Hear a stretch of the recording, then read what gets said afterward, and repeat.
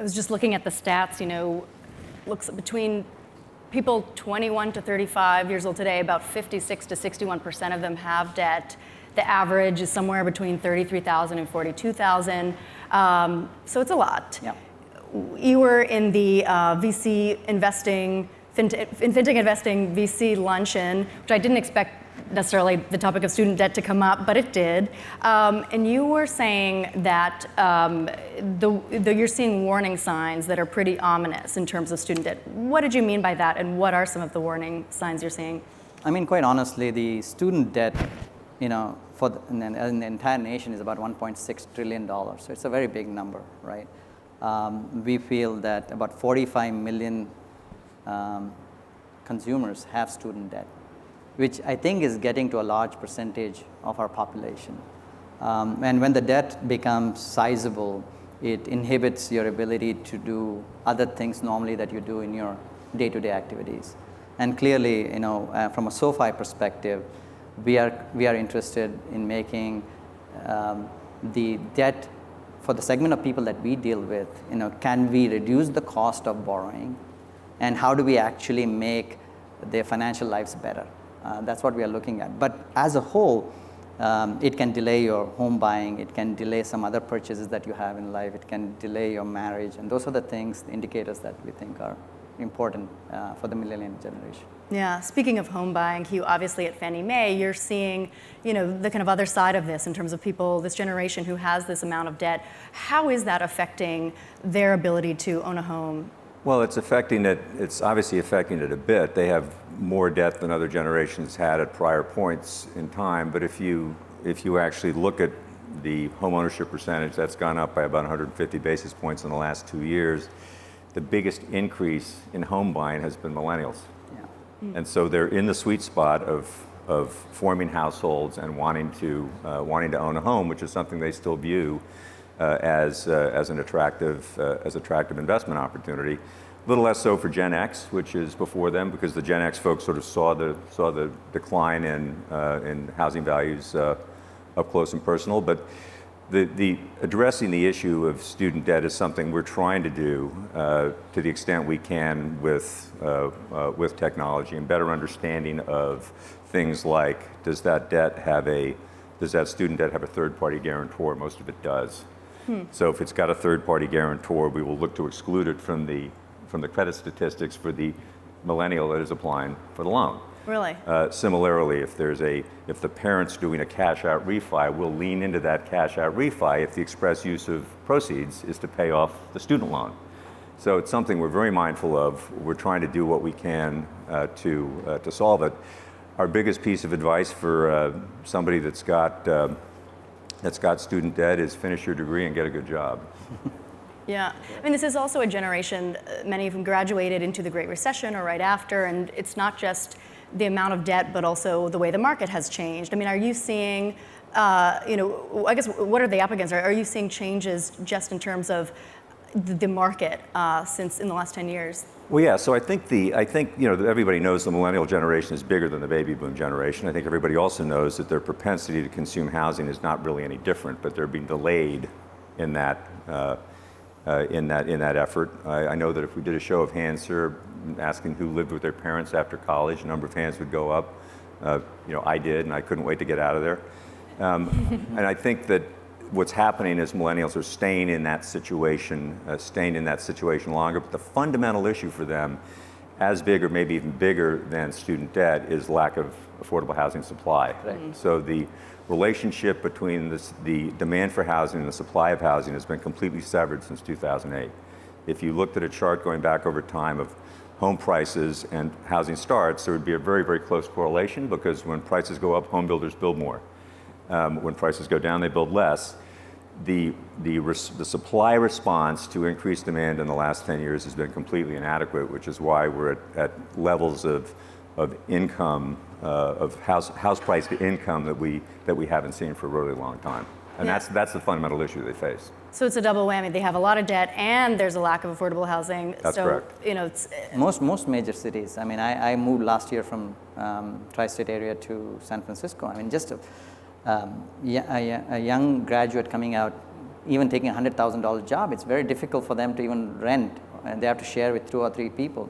So the housing costs are extremely high, and they're already carrying a student debt, so which adds to the problem. Is there any good news? I mean, Well, the good news is if you could get a job in Decatur, Illinois, the housing is really cheap. Yeah, if you can get a job there. But I mean, you know, it's... There is. I mean, I think it has to be both a private industry as well as a government intervention to kind of figure out what the solution is. From our perspective, what we do is when we do refinance student debt, we give them tools that talk to a financial advice, free advice from CFP, CFAs. We also give them access to firms like Korn Ferry in case they need advice on the professional side. You know. So those are things as a member, so what would allow them to make a better decision. And most importantly, you know, if there's a rate arbitrage in terms of what they carry on their existing student loans, people need to know that they can refinance when the rate goes down and reduce their burden of. I think that just to follow on that, because one of the things we see is that there is inadequate consumer education around what it means to buy a home, what it means to get a mortgage, completely inadequate. And I think that is one of the things. And you heard, I think, in these sessions, some very creative ideas about how to using technology to enable people to sort of take control, intellectual control of their financial future. And we think that's critically important. One of the things that always astounds us is that more than 90% of home buyer education is accessed after the buyer has an accepted offer. And I would have thought it would be long before then you'd want to understand what it means to buy a house.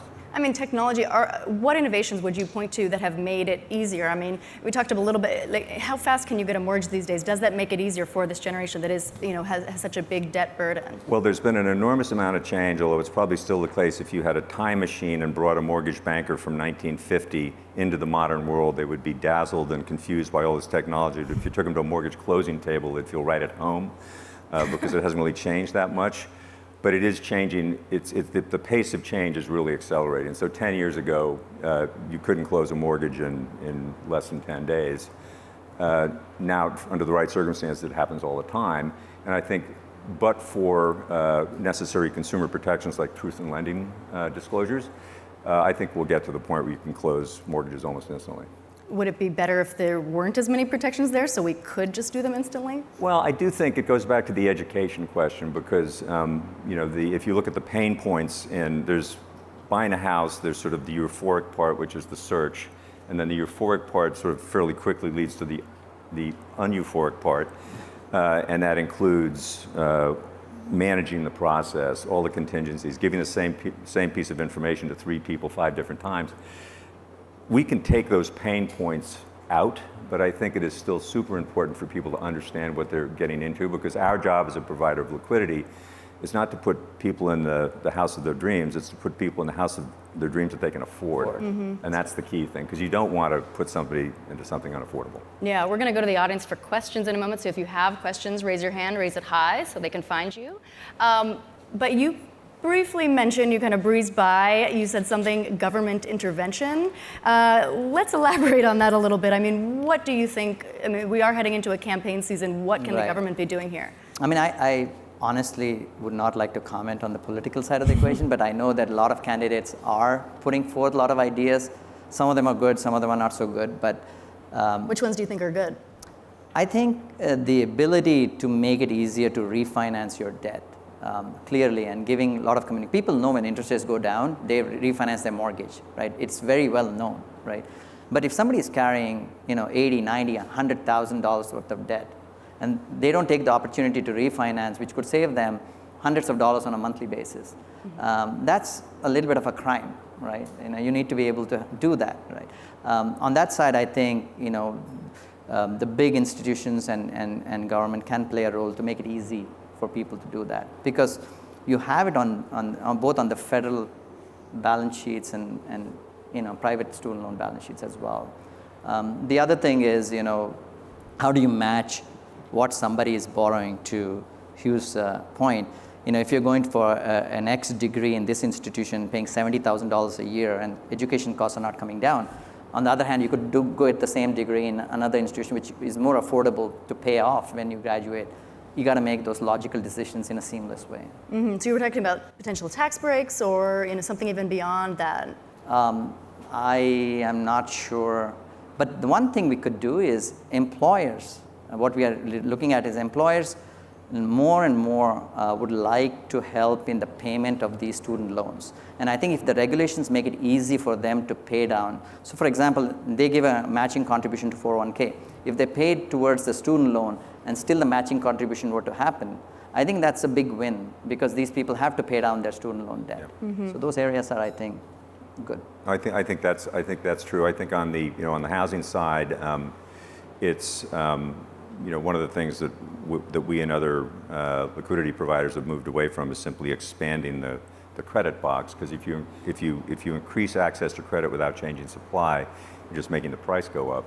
So what we've been spending a lot of time on is thinking about are there places where we can increase supply where it's needed and private capital is not flowing in the same way, and there's a number of areas that we're exploring and hopefully can have an impact. Yeah. Question over here. Please tell us who you are. Yeah, Tim Baker, Refinitiv. We're in the data business. I'm thinking SoFi is sitting on some really interesting data. Have you thought about publishing some of the data that you're seeing of student loans coming out of universities and colleges, and perhaps creating an index so this becomes much more in the public eye? So you're saying the privacy part of the data, is that the question? No, I'm suggesting that you have a lot of data from Right. your customers.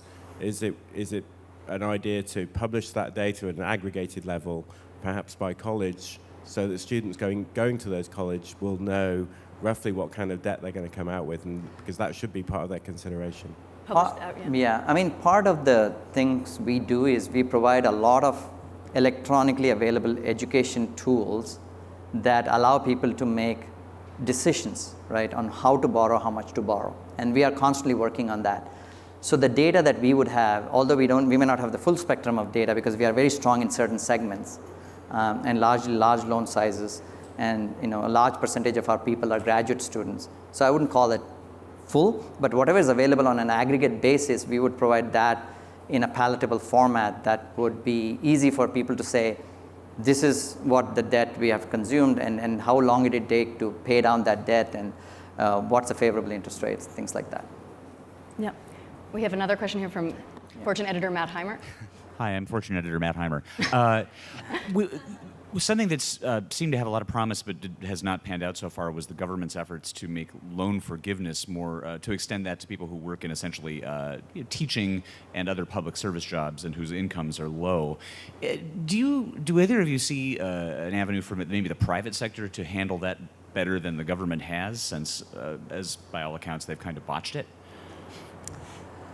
That's a tricky subject, right? So I don't know how, I mean, there are pros and cons. I don't think we have a definitive view on loan forgiveness. I don't know if you have. Well, I think we've during the financial crisis, we were able to provide forbearance, provide loan modifications in order to keep people in their homes rather than, foreclosure is expensive, it's devastating to the families. That's the kind of thing we were able to do, but mortgage rates were 6.5%.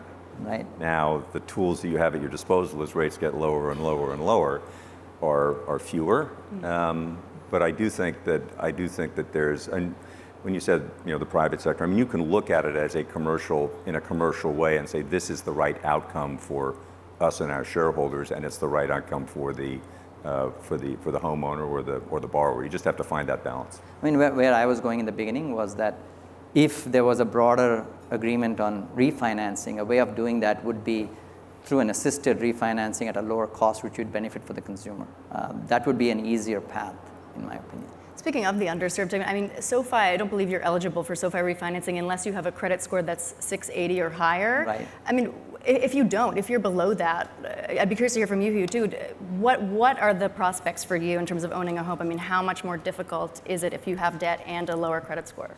Well, I think that we look at it's the four C's. It's credit, capacity, character, and collateral. And our ultimate protection in a lending decision is the value of the home. But we look at a person's do they have reserves? What's their credit score?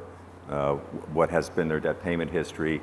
And that we turn that into a Fannie score. It's not something we want to brand necessarily, but I think that you can make decisions. We do plenty of lending to people with less than a 680 FICO, and if you looked at our quarterly supplement, you'd realize that's a lot of capital that's being deployed in that sector. You know, we have an insurance company model, so we have folks that have a lesser credit profile and folks that have a better credit profile, but across that whole portfolio of risk, we're looking to produce a certain return, and some risks balance out the others. On our side, I mean, we obviously, in addition to what you said, we look at capacity to pay, right?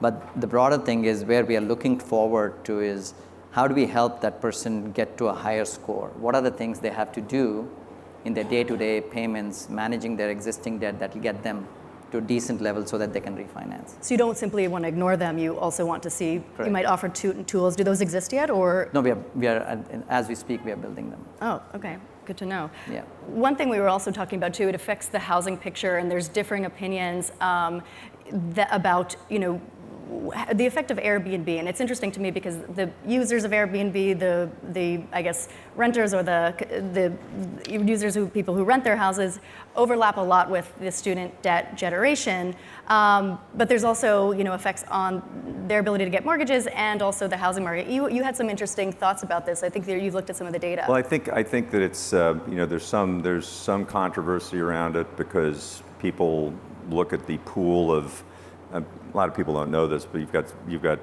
single-family owner-occupied houses that are 70 million. Then you've got apartment units that are 18 million. You've got 23 million single-family rental units. It's bigger than the apartment market because people have a preference to live in a house. Some people feel that when an Airbnb host has turned that home into a hotel effectively, that is taking housing out of the potential long-term rental stock or the ownership stock. And so that is an issue that people are sensitive to. We, on the other hand, view it in some cases as a positive because the one thing about Airbnb is that they have data. So we can actually underwrite the rental stream of that home, and that enables us to provide a better mortgage to the homeowner and help them stay in that home. So there's two sides to it, but we view it as an opportunity for hosts to actually be able to afford, who are owner-occupied, to afford the homes that they live in. I mean, you mentioned a Fannie score. It sounds like that's something you're not so much considering, but could you? I mean, you are taking different types of data into account. Well, we have an enormous amount of data. We've been gathering it for decades, and it was really more just what it's called because it's a Fannie score. So it was Fannie score. It's not that we don't have a score. It's just what it's called. Yeah. Well, that's all the time we have. Thank you both so much for being here. Thank you. Thanks a lot.